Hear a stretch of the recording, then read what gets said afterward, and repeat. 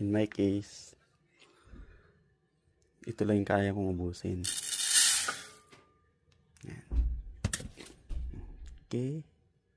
Then, next. Tapos, hugasan.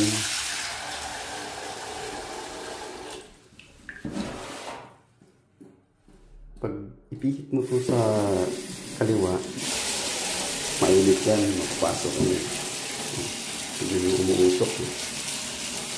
Sa kabila naman, malamig. Tapos, dito ka lang sa gitna.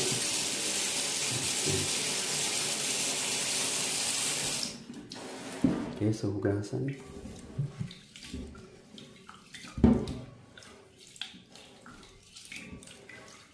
Ganito mag-prepare ng bigas dito.